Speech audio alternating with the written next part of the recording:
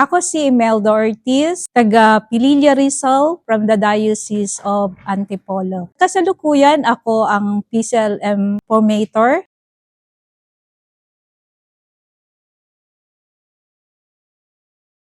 Sa pamilya ko, ako ang bunso. 4 lang kaming magkakapatid. Ang parents ko, parehong farmers. Pero ang tatay ko ay hindi Katoliko. He was a Protestant. Lagi niya kaming ginigising tuwing every Sunday at sinasabihan na, "Uy, magsimba na kayo." Habang lumalaki ako, meron akong hinahanap na hindi ko maintindihan. Sabi ko, ano ba ang buhay? Meron bang iba kaysa sa magpamilya, magtrabaho? Na-inspired ako sa work ni Mother Teresa, pero hindi ko makita o mapil ang aking sarili doon. Then one time, yung kaibigan ko madre nagsabi sa akin na, "Mel, merong isang missionary group na hindi mga madre." Sabi ko, "Ano yung sister?" "Mga laiko sila." Teka, mukhang interesting yan, kay iba yan. Nag-take na ako ng exam sa PCLM, tapos nagpaalam na ako sa pamilya ko. Noon, that time, wala na ang tatay ko. Pero later part ng kanyang buhay, bago siya mamatay, siya ay nabinyagan sa Katoliko. So my first assignment was Maoraro,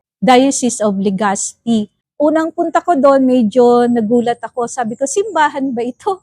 Kasi ang liit at parang kubo lang siya. During our mission, si Father Hil Apuli ay pinagsabay niya ang simbahang tao, ganun din ang simbahang bato. Although mahirap physically, pero grabe ang suporta ng mga tao. Gayon din ang suporta ng aming parish priest. Bago matapos yung aking misyon sa Bicol, kinausap ako ng aming director. Sabi niya, "Mel, gusto mo bang pumunta sa misyon abroad?" Wow, okay, sige, gusto ko yan. Alam mo naman, makakarating ako sa ibang lugar. Pumunta na ako sa Thailand. 6 months, nag-aral kami ng lengguwahe. Yun yung first encounter ko sa mga prisoners. Pero mga babae ito, I was shocked. Although hindi naman ako takot, kaya lang magkaiba kami ng lengguwahe. I can speak English, pero sila hindi. Medyo nakakalungkot kasi most of them, biktima rin din sila ng mga injustices. Ano ang ginawa ko doon? Para lang makalapit sa kanila ay nagturo ng English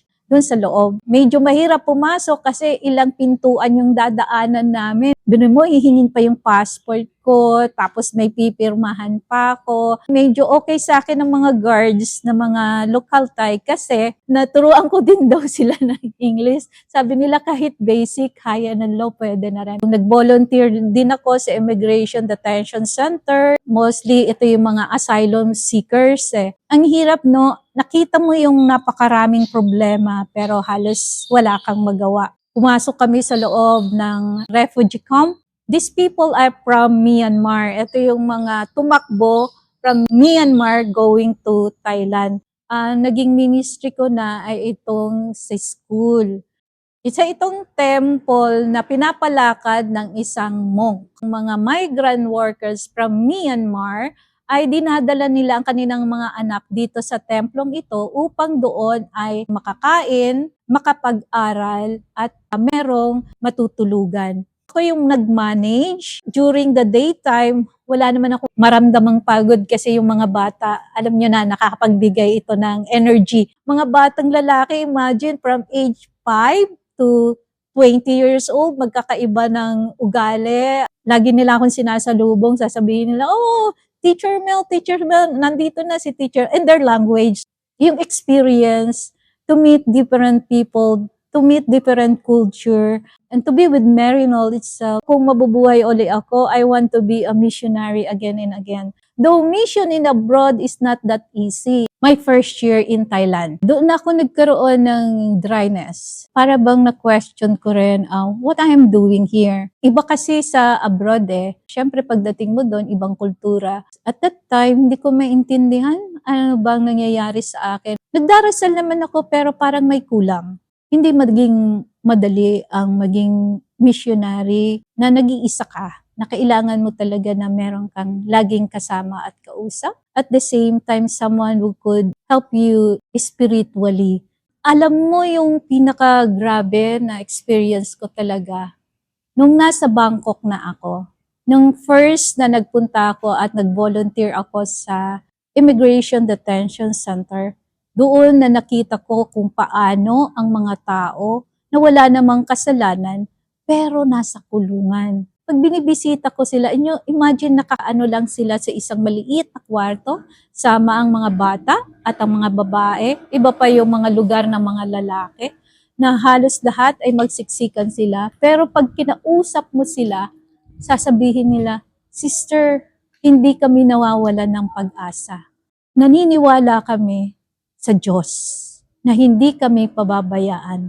At from that point, wow, Lord, kuya, yung matututo dito sa mga taong ito, dito ako sa kanila minsan humuhugot ng lakas na akala ko wala ng pag-asa. But once you talk with them, sila pa yung magsasabi sa akin na alam namin na aming mga pangarap ay matutupad sa tulong at awa ng Diyos. In spite ng kanilang kalagayan na halos lahat ibinenta na nila sa kanilang bansa, makapunta lang sila dito sa bansang ito. At pagdating nila doon, ganun ang aabutin nila. Huhulihin sila ng pulis dahil illegal ang stay nila. Dadalhin sila sa immigration.